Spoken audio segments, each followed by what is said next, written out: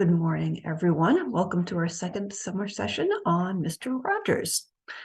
Now, if you recall, he started his show in 1968. That was a long time ago, sort of a scarily long time ago.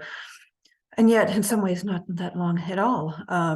So I'm going to take you back to the 1960s to set the scene for one of his shows. Remember, in the 1960s, there was a lot of segregation. And it was by the end of the 1960s, it was no longer the law of the land in America, but Black citizens still were not embraced as equal participants in public life. And the status of theirs was reflected in many community pools across the country, where white people would prevent Black people from sharing the water in the pool with them. In the 20th century, many communities in the United States had these community pools for children and adults to swim and splash in, but few of the spaces welcomed Black people. And segregation was still the law of the land throughout the South, and even though northern locales didn't have Jim Crow laws, discriminatory behavior still took place there as well. And segregation at pools was sometimes enforced by intimidation or violence, such as beating Black swimmers who tried to get in the water. So like buses and lunch counters, pools became a place of protest during the fight for civil rights. In 1964, a group of Black teenagers protested segregation at a hotel in St. Augustine, Florida. They didn't do it by picketing or sitting on the lobby floor. They protested by jumping in the hotel pool for a swim. As simple as that. Unfortunately, the hotel manager responded by pouring acid in the water. Luckily, the acid was diluted enough once it got into the pool that no one was injured. But the hotel manager got off scot-free. Meanwhile, the teens were later arrested by Florida police. So swimming pools remained a racially contested space throughout the Civil Rights era. While the Civil Rights Act of 1964 put an end to the sanctioned separation of different races in public areas, this just shows how many white people still opposed desegregation, including at pools. And by 1969, the end of the 60s, pools around the country were still shutting out Black people. So let's switch scenes here a little bit. Fred Rogers first started Mr. Rogers' Neighborhood in 1968.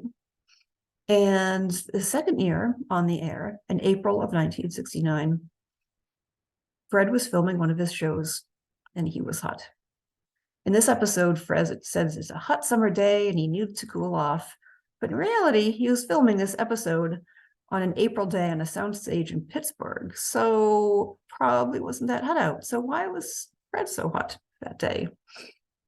Well, Officer Clemens was a police officer that was a recurring character on the show, and he stopped by.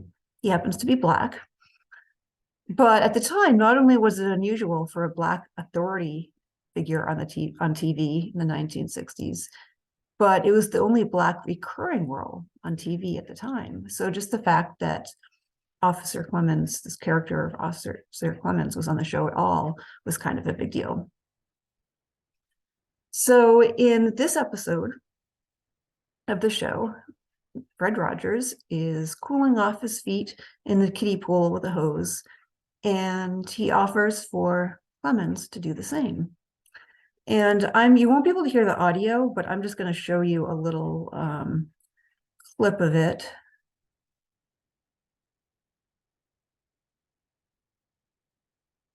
So you can get a sense of it. No, you'll be able to hear it. I think you'll be able to see it. You just won't be able to hear it. So they're just making small chat, and Officer Clemens rolls up his pants, and Fred, and they enjoy the cold water on what's presumably a hot summer day. And at the end, and these things, off the character, the actor who played Officer Clemens is a amazing singer and often sang on the show. And yeah, at the end they shared the towel. Fred offers him his towel, and then he goes on his way at the end. There we are. Stop sharing. So, bye-bye.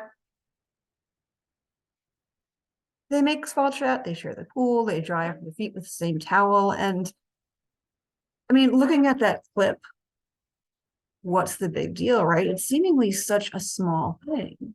But at the time, Mr. Rogers was making a pretty big statement.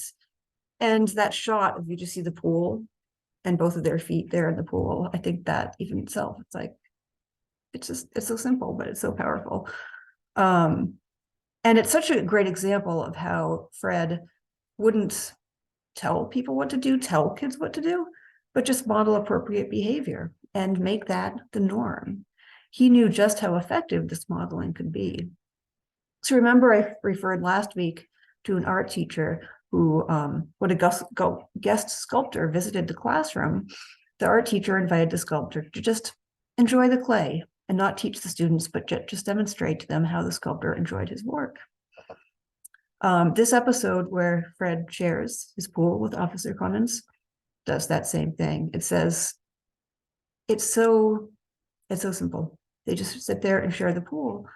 But he's saying, this is okay. And he's also saying, it's not a big deal for us to share a pool and share a towel just because our skin is a different color. It's okay. And it's okay for you to do that too. So what I'm asking you to do this week is first check out the original clip from 1969 that I just sort of gave you a little preview of, so you can watch it in its entirety. It's only a couple minutes long, and with the volume, so you can hear it.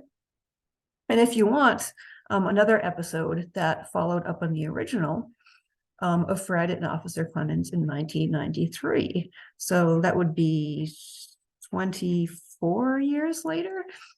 So watch the clip, the original one at least, and I'll put a link to it with the video. And it's easy, you could find it easily on YouTube yourself. It's all over the place. And then I want you to think about how such a simple act in true Mr. Rogers style was making such a huge statement. Just think about that for a little bit. And then I want you to think about how you, through simple daily acts in your own life, can show people how that will make statements that will help show others what is important and what it means to care about the people in our lives. That's it for this week. See you next time.